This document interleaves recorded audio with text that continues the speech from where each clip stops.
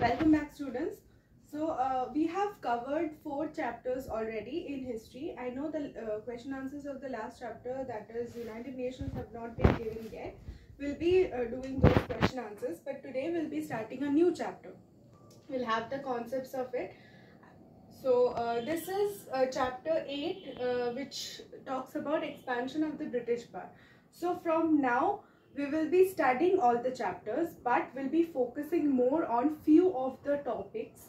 You can go through the rest of the topics for your own knowledge, but those few topics which I will be discussing and focusing on more will be important in your class 10 and your future also. And the rest of the chapter you can go through. You can just know whatever has happened. You can know the chronology by yourself. You can go through. So we will be focusing on few of the topics. Right. So in this chapter, and one more thing which I want to share is we are dealing with, since the syllabus is very huge, since there are so many chapters in your book left, and we need to go through all the chapters in order to understand the history properly, which will help in your class 10 also, which will actually reflect in your ICSE. It is very much necessary for you to understand the concepts, to understand what has happened in history. So whatever we study in class 8 will be helpful for your knowledge, for your understanding in class 10 boards. Since at that time you won't have so much time to go through each and everything, now you are going to understand whatever has happened. So the basic concepts will be clear, and additional information you will get in class 10. So this chapter will be focusing on these 3 topics: subsidiary alliance, doctrine of lapse, and annexation of Awadh. So these 3 topics are important for your exam as well. The rest of the chapter you can go through. We will be discussing these 3 topics. So first I'll be just going through the chronology once for your better understanding. So last chapter we have talked about how the British rule started in India, how the East India Company has come, and how they have changed their status or stature from a small trading company to the rulers, to being the rulers. So they have started exercising their control authority over few parts of India, few states of India, and they have actually annexed, they have taken control over few states through the Treaty of Buxar, Plassey and all. So now we will study how the expansion has taken place in India by the British power. So the few things which had happened, to understand the chronology, will be just talking about that. So the Carnatic Wars had happened. So the Carnatic Wars took place between the British and the French, because we know that there were 2 companies, there were 2 simultaneous companies. One was British East India Company and one was French East India Company. Both were trying to increase their possessions in India. Both were trying to have colonies over India in order to in order to expand their industries. Since before we have studied that both British and French competed in the industrial markets, or in the markets, in order to gain a monopoly over, or gain the absolute authority over the international market. Both the powers wanted to expand their territories, wanted to expand their colonies throughout the globe, in order to help them with raw materials and skilled labor to increase the process of industrialization. So both these powers, the French East India Company and the British East India Company, started to expand their territories. And since they started to expand their territories, they were both competitive between each other. So they were both competitive and they wanted the other to stop, right? So this way the Carnatic Wars took place between the British and the French in order to restrict each other from expanding their territorial control. So this Carnatic War, there were 3 Carnatic Wars which took place between these 2 powers, and then there was a settlement. So after the British established its control over Bengal, by the treaty of after the Battle of Plassey, and after all those treaties signed by the ruler of Bengal, the Nawab of Bengal. So the British got absolute power over Bengal, the province of Bengal, right? And they started they made Bengal one of the headquarters. So the British had gained control over this province of Bengal, and since they could get control over Bengal, and their expenses, all the war, like all the losses, all the deficit that the company had incurred before could be met by the revenue they earned from Bengal. So now they had a power, they were in a powerful state as compared to the French East India Company. So there was a place of settlement. Then the other enemies were also weakened by their internal conflicts and everything. So the British got overhand, the British got more power. Then the first Anglo-Mysore War took place, second Anglo-Mysore War, and the three Anglo-Mysore War took place, which again, after the three Anglo-Mysore War, the Britishers gained power, and the Britishers could establish their control over Mysore, like the Deccan part mostly. So after this, yes, so after three Mysore Wars, and the last was fourth Mysore War. So all of this wars helped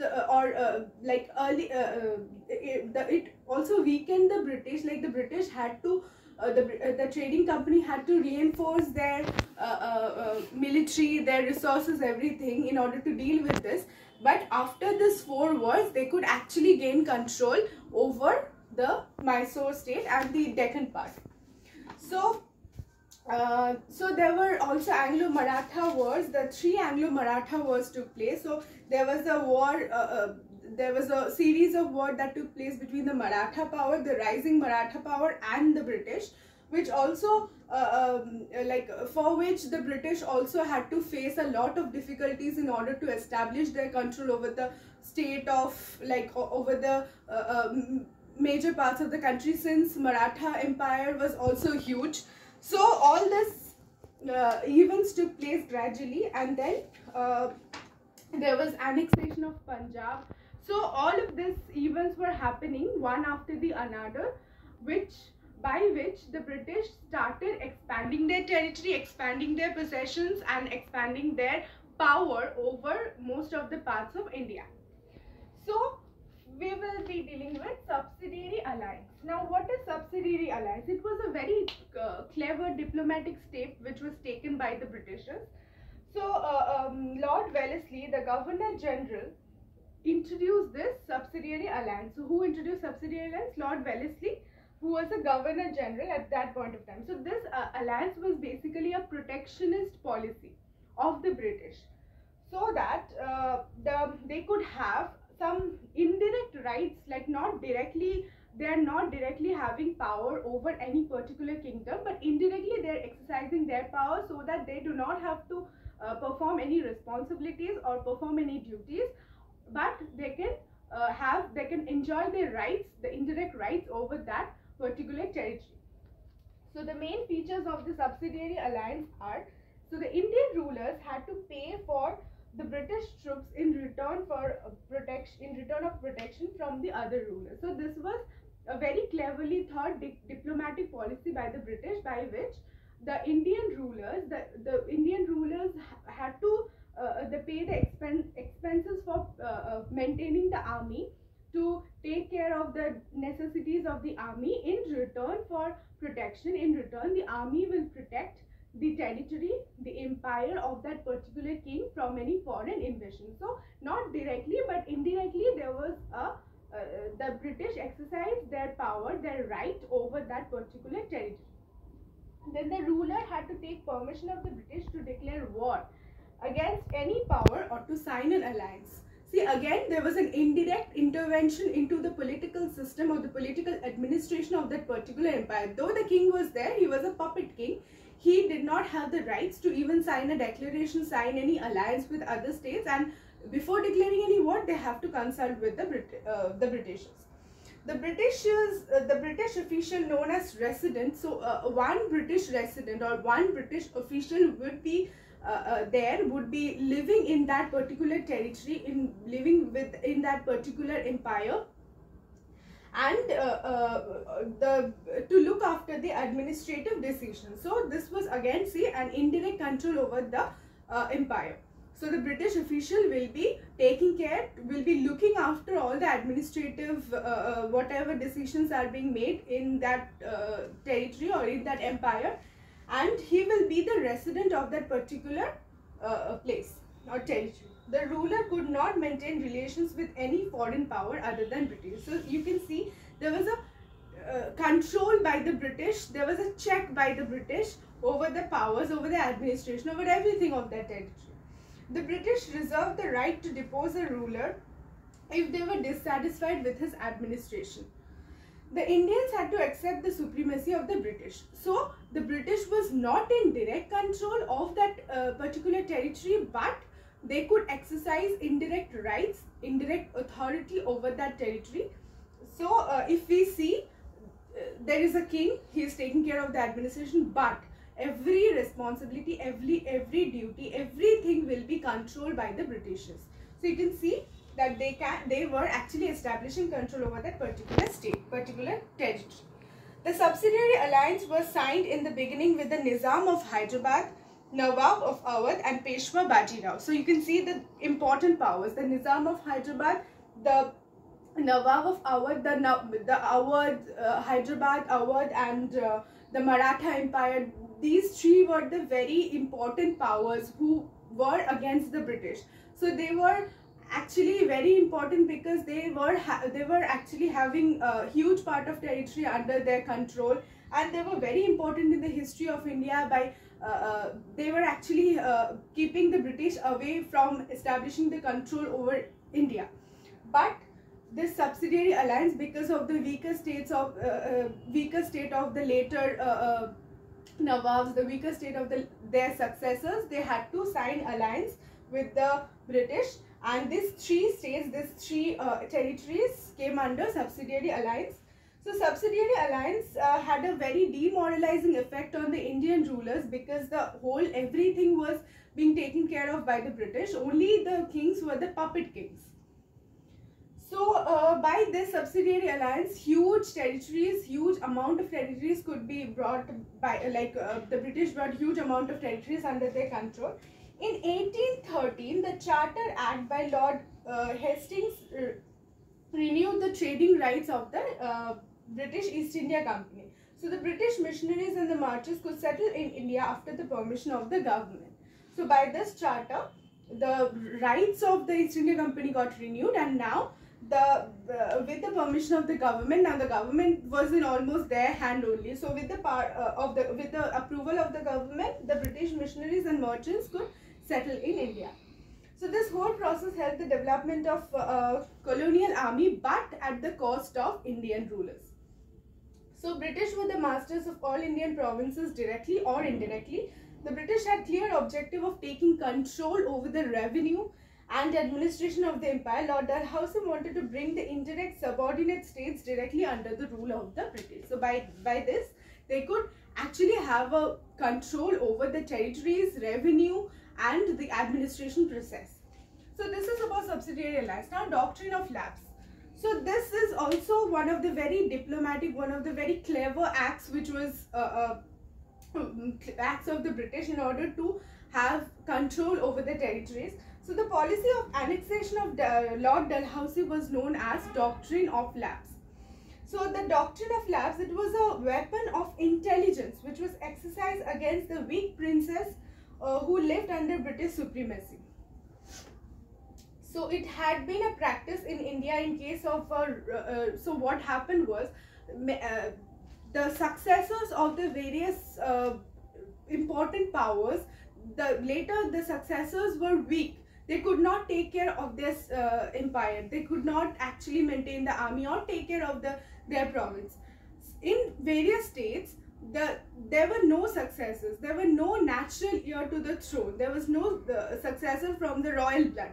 So in those territories, there was this doctrine of lapse was being exercised by the British, in which if there is no natural successor or natural heir to the throne. No person from the royal blood is there, or no immediate successor of the ruler is there in that particular kingdom to take care of the administration, then that particular territory will go under British control. So by this particular policy, the states of Satara, then Sambalpur and Jhansi, these three states came under the control of the British. So by this particular policy, so if there is no natural heir, or if there is no natural immediate successor of the king, then if the king did not have any son, then the particular state, particular province will go under British control. So this happened with the territories of the childless rulers, and Arcot and Tanjore were annexed by the British Empire. So similarly, after the death of Nawab of Carnatic, British did not pay pension to his relatives. The imperial title of Mughal Empire was discontinued after the last Mughal ruler Bahadur Shah II. So all this maladministration were there, and British very carefully, very cleverly started improvising these policies and implementing these policies in order to expand their territories and have control over the empire. So a portion of Sikkim and Awadh was also annexed by Lord Dalhousie. So this was a policy of annexation of territories, or getting the territories under British control. Now the last was annexation of Awadh. So Awadh was basically a buffer state between East India Company and her native states. Native states like those states which was already under control, and the states which are not yet under control by the British. So it was acting as a buffer state. The state which is providing, which is in the verge of getting annexed, but there is no proper reason to annex that kingdom. So the main opponents of supremacy of the company in India, like Mysore and Marathas, had been defeated and brought under control by the British. So we know that by the subsidiary alliance, it was already under British rule. So under the control of the company. So Awadh lost its importance as a buffer state and became a dependency. So since the successors of the Nawab was not as able administrator as the Nawab himself, so gradually it became dependent on the company, and the subsidiary alliance was signed at the time of Lord Wellesley, which protected Awadh from external invasions and rebellions within the state.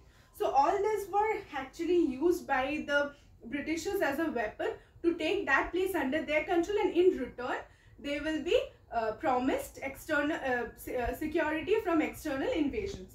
So all this, now what happened? The government and the Nawab neglected the administration, did not take care of the welfare of their people, of their subjects. So gradually unrest started. So various revolution, revolts among the people started, the common mass of people started.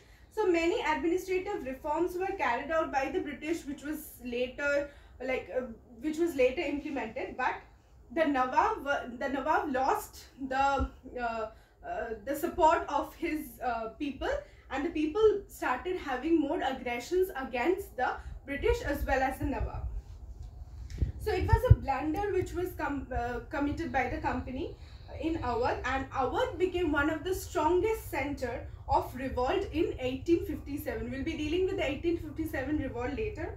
So there was that was the first